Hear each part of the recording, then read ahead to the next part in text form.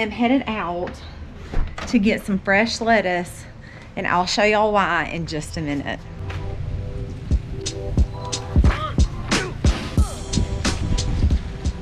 I want y'all to see how cute these are, and then I'm going to tell you the story of how we ended up adopting these babies.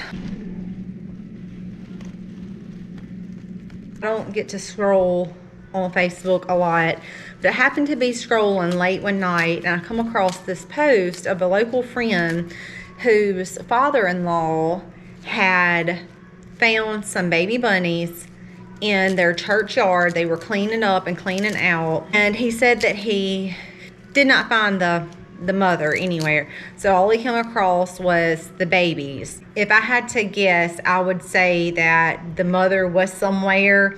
He just didn't realize that. So he took the babies. His daughter-in-law and son had been taking care of them for the afternoon, but she was ready to get rid of them because they didn't know what to do to take care of baby bunnies, and they had no way really to properly take care of them. When I saw that, I immediately said, I'll come get them. I have some pins. Of course, I have pine shavings already. Milk replacement, I already had that type things. And of course, I have fresh fruits and vegetables out in the yard. So they brought the baby bunnies over. The first day, I could tell they were not as energetic as they should have been. They wouldn't drink any water, and I figured, because I figured they're only about 4 weeks old. Obviously, I'm sure that they were still nursing on their mother, so I did go ahead and fix them some milk replacement since they would not drink any water. I'm using a syringe to get that down their throat. Not able to drink it out of a cap yet. Today, I did go ahead and fill up a little measuring cup that I had and put some milk replacer down in there. They're smart. They will eventually figure out that they can go there and get some milk. I did give them some strawberries yesterday, and they loved those. They nibble on a lot of strawberries. I had went and picked a whole gallon. So we shared some with the baby bunnies. They are adorable. See one eating on the lettuce now. When I first got them, I was a little concerned if I was going to be able to get them to survive because they're really small. They just fit in the palm of our hand. It does look like their eyes have been open for probably a week or so. So if I had to guess, I would say they're probably 3 or 4 weeks old. But they are adjusting well. I hope that we can grow them up. I'm not 100% sure if we're going to let them go yet or if we're going to keep them. If they were wild baby bunnies, I just thought that we would be able to provide them a good home here, a chance of life now that they were without their mom. Humans had been handling them, so I did not think a mom in the wild would take them back. So we did go ahead and take them, and so far they're doing good. But I want to show y'all how much they're loving this lettuce right now. Take it slow with them over the next couple of weeks. Leave them inside. Make sure that they're eating and drinking really, really well before we take them out to our chicken and rabbit barn. Slowly acclimate them there. They will be by themselves in a pen. It would not be wise to try to come in with anybody else, so they will have their own pen. Our big agenda for today is going to be cleaning out closets and cabinets, drawers, junk drawers, all of those things.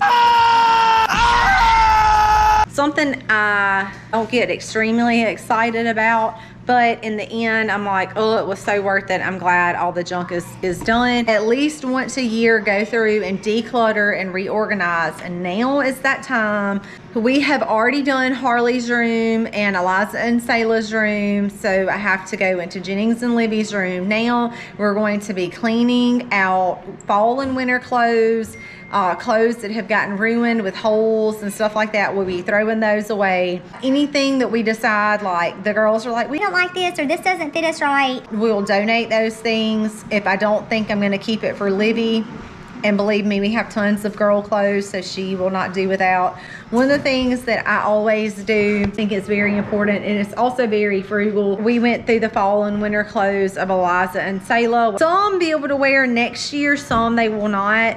So we kind of separated and sorted those things out. Like I mentioned, some of those things we will donate because we have been very blessed. The other things we will keep for them to wear next year. If they can't wear them next year, we will keep with Libby. So I've pretty much done that. I still have all of Aiden's clothes, believe it or not, y'all. They're upstairs in the attic. So I will go upstairs and find the box that says 4 through 6. Jennings will be 5 in August, so I'll get the things out that are summer size 5. We'll go ahead and change out the closet. Same thing with Livy. We're gonna be cleaning out all the closets, cleaning out toys, cleaning out old dishes. It's gonna be a full 2-day project here for me. And even if I have to take it out by the truckload, if we're not using it, we haven't used it, it's gotta go. This once a year declutter time for me is like a mental thing, probably more than anything. I have the type of personality where I like things to be organized. I like things to be neat.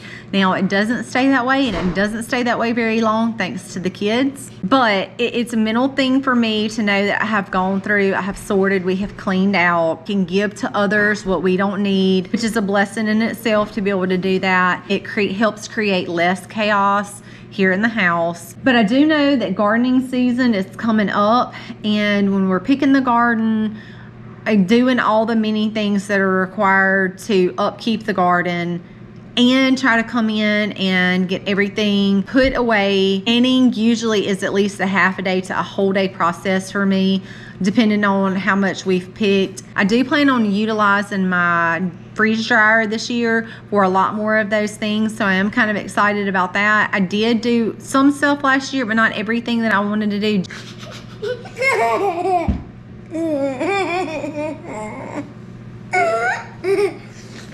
Why are you being bad? I do like to use this time in between when we get done with school, before the garden really starts putting off, to kind of come through and do some of these chores. It's just when I found the niche that works best for me. Here we go. We're about to get started in the baby's room. I've already done the bigger girl's room, but I've got to go get started in the baby's room, and we're going to clean all of it out.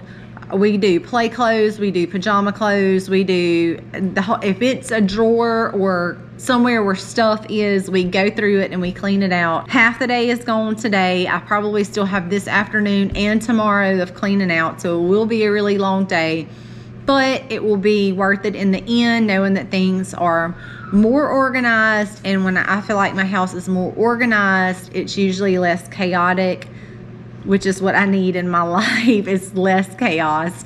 So we're gonna go get started, y'all.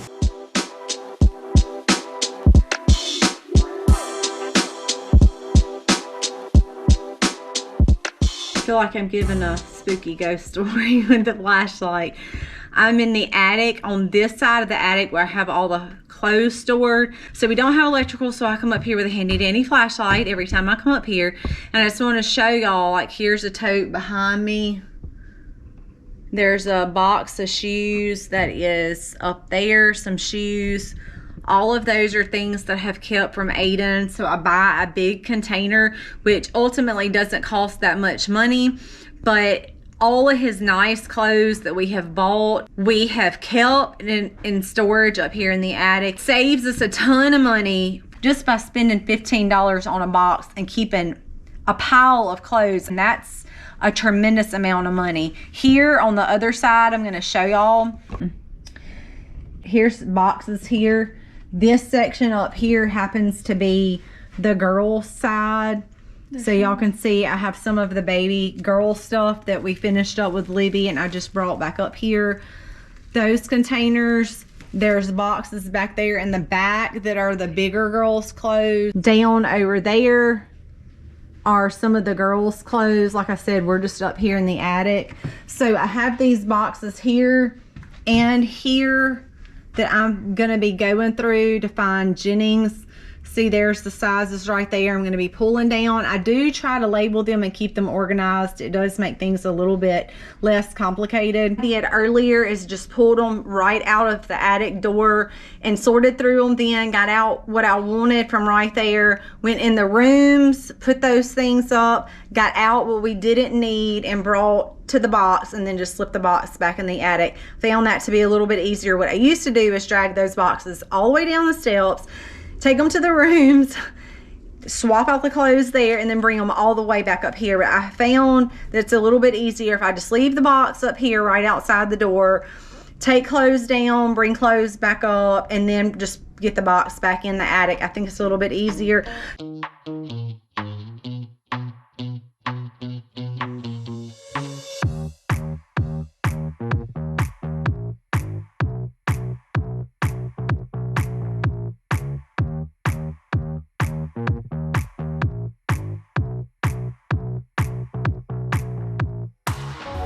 I basically went shopping in the attic, y'all. I guess that's the cool way to put it. Went shopping in the attic and got all that stuff in his closet. Then I come over and went through his drawers. I am actually done with Jennings right now. The last kid I need to do is Libby. I'm gonna turn this camera off so I can quickly knock her out.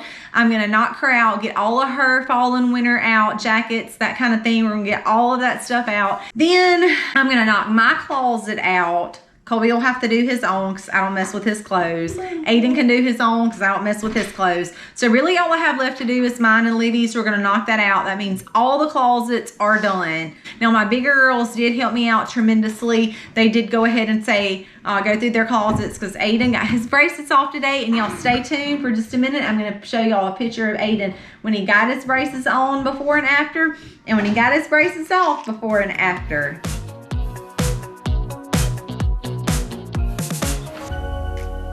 Now I'm off to mine and Libby's so we can have the closet part of this chore all done. I am about to do something that some of you may actually like.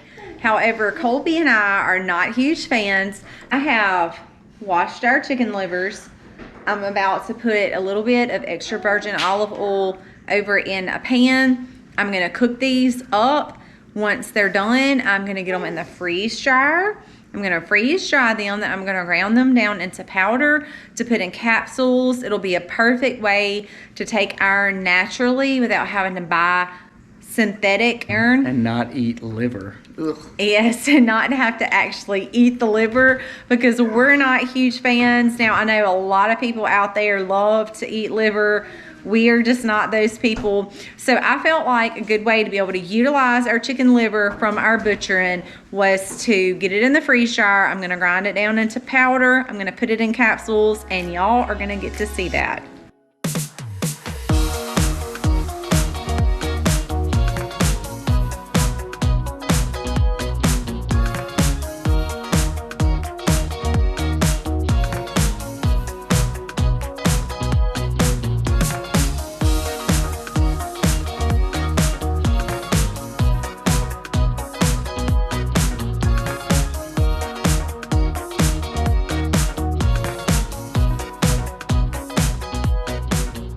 Day 2 of cleaning out. I'm just going to show y'all what I already have cleaned out. All of this stuff right here is going to go to donations. I do have to go in all of the other rooms, including this room that I'm going to be cleaning out in just a little while. I'm going to be going through some junk drawers where stuff has just got thrown in there, cabinets, cleaning all that stuff out. All of this stuff that I'm about to show y'all, like I said, is going to be donated. The junk drawers have a lot of junk, so all of that stuff is going to go in the garbage can, stuff that is useless. So day 2, here we go, cleaning out and reorganizing. I really am ready to get this chore over with. It feels like it drags on forever, but it'll be good to get it done and have it done for the year.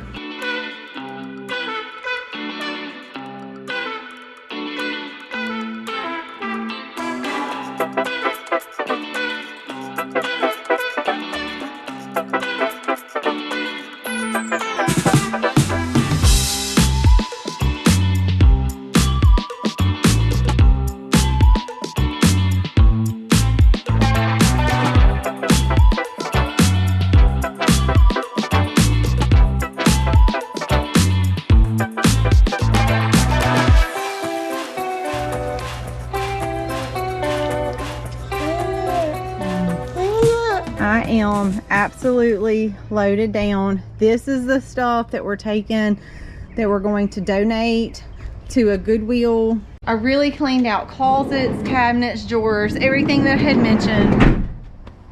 Even the shoes that was outside in our storage room, I went ahead and threw away old muddy shoes. The sun is going down. I'm really tired. I did a lot of rearranging. I even went up to the attic and got some things down up there that had put quote decoration stuff. Not cleaned out like I wanted it to, that's for sure, but I did go up there and get a lot of that stuff down too. So that's pretty much a wrap on cleaning out and organizing. On day number 2, I'm finally done. And we're after supper, I do have to get those livers out. I have to tell you, that was pretty interesting cooking those. They look pretty interesting freeze dried. I would definitely have to take those in a capsule. I just really don't think I could stomach those any other way. So I am so thankful for the freeze dryer there, because I just literally put them in there. We're gonna get those ground up. I'm probably gonna put them in a jar until I can get them in capsules in a jar. When we get ready for iron, need iron for any reason, that will be a perfect place to go to.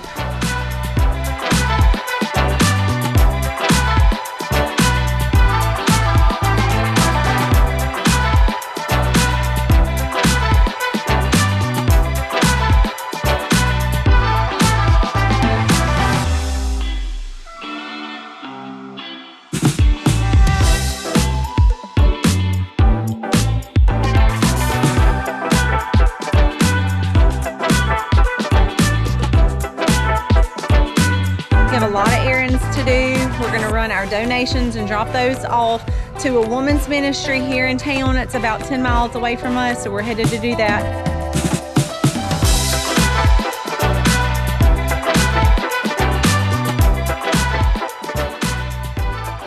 Y'all, I'm at Doll's house.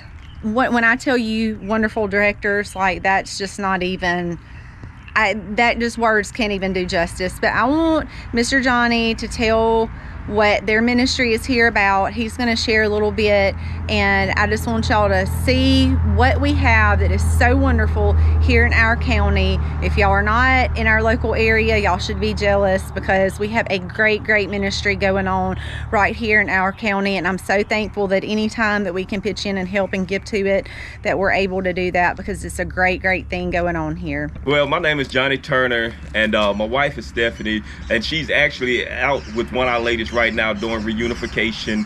One of her ladies' child is graduating Head Start today. But here at the Doll's House, what we do, we have a women's transition ministry. We've been doing it 10 years. December been 10 years for us. Now, you left your normal life and moved here, didn't you? Yes. And when we left, my wife and I been serving together full-time about 13 years. We did 3 years with the Baptist Children Village, just having a heart to serve. And then in the process, we had a prison ministry.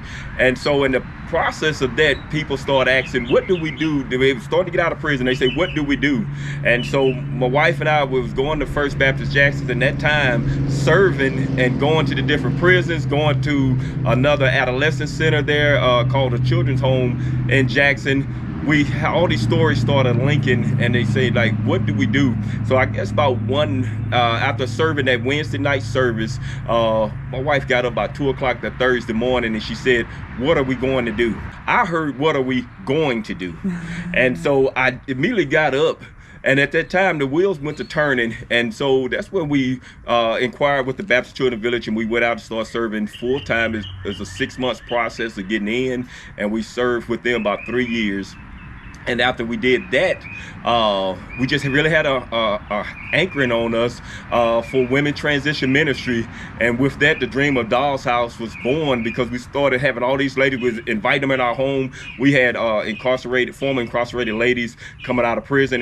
And while we were on the mission field, I changed all the locks in our home and became like a surrogate apartment. Each lady could go to their own room except ours. And we left them. We would go out in the field for 10 days, come back home, and counsel and direct and lead and guide them in that process.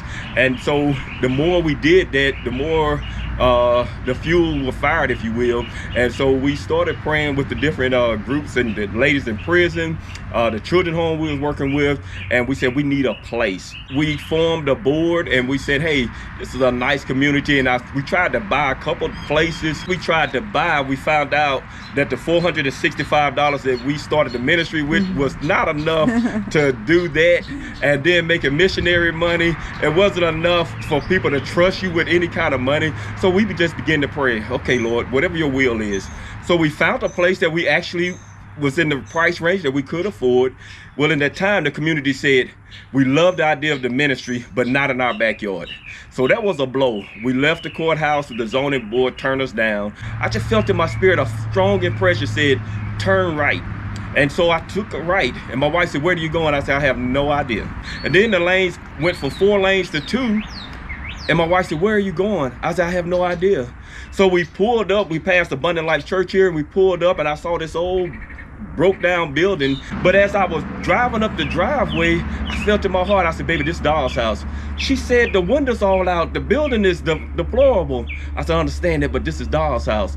So at that time, I called the tax assessor, and he said, well, the people across the street, Abundant Life Church, own this property. And she said, what are you doing? I said, I'm going to talk to the minister or whoever's over here at Abundant Life Church. Well, talking to him, and I don't want to keep dragging this out, but talking to him, he said, hey, love the idea, but I don't know if we own that property. If somebody had deeded it to us, I don't know anything about it. Give me a couple of days and I'll get back with you. And he said, I got some good news and I got bad news. The good news is we do not own that property, so it is available. The bad news is the lady that's overseeing it passed in 2007. What I didn't tell you starting the story, my wife and I, this ministry was birthed out of pain, everything that you could imagine. And the gift that he had, we were strong enough and knew how to get back up. We had strong outside and support system. Well, the ladies we encountered, they do not have this. Let's not only try to help ladies take their lives, let's try to help them get their family, break the generational curses. We told the brother, we said, okay, thank you. I told my wife, let's leave a little early. I said, get in the car. And so we headed down, and she said, where are you going now? I said, I'm going to the tax assessor's office. Well, he gave me 3 sheets of paper, told me about the property. I got the papers. And I said, I began to pray. I said, Lord, the answer got to be here. I said, this have to be here. And because when she died, her property went into foreclosure. And so I called the attorney. And just like any good attorney, he said, yes, that I did handle that case, but I can't tell you any more about it. I looked at another form, and it just like the page, the words lift up off the page. Where you going? I said, I'm going to Folk Street. I said, out of everything we have tried, no answer have shown. I said, the answer have to be here. And so I drove down there, I walked up, I knocked on the door, and an autistic gentleman came to the door. And I said, I'm looking for the family of Velma Lee. And he said, you found some of them. And he shut the door. Kid you not, I waited 10 minutes. My wife, like, little lady, about 10 minutes later, little lady came to the door. You looking for the family of Velma Lee? I said, yes, ma'am. I said, I would love to share with you the vision that my wife had for that property that's linked to this property. And she said, well, come on in. Well, we shared with her this property here. What we didn't tell you was bought in 1915 by 3 widow women, and they named this property. This property will forever, although it's the home of Doll's house, but this property will be forever called the Widow and Orphan Home. It was bought in 1915 by 3 widow women for when men would beat their women and they had a place to escape. The orphans had a place to come. That was in 1915. We're the first ministry to have come along that have done that type of ministry, serving women and children. What I also did not tell you, this property can't be bought, can't be sold. When I shared the vision with her, she said, you need to talk to my nephew, who's the president of that board. I talked to him. Once I talked to him, the man said, I'm out of town. He said, I'll be back tomorrow. Would you mind coming to talk to us? I said, no, sir. Or he began to cry because I told him what our vision and long-term goal. He said, Aunt Velma told us to do something. We didn't know where to start. He came in, he said he couldn't wait. He drove from Texas and came in and called us that same day, that evening, and said, we've talked, shared with your board, and we showed them some other things and data that we had that we wanted to do. With a handshake and a signing of a pen, they turned this property over to the Doll's House Ministry. The Doll's House is a women transition ministry where our primary focus is deliverance, healing, and empowerment. And a multitude of skills are taught and trained the ladies that we encounter, and to ultimately help them facilitate the possible reunification with their families and children. We have had over 10 college graduates from Colin Community College, 1 from Mississippi College, and we have had right at 18 GED graduates in a couple weeks. We're getting ready to make that 20 because the 2 ladies here now just getting ready to graduate GED. That's what we do in a nutshell here at the Doll's House. Thank you for sharing. So you see right there that we have a wonderful, wonderful mission going on right here in our community. We have such wonderful people heading this thing up and running this thing, and it is a joy to know them and know that God is working all things together for good.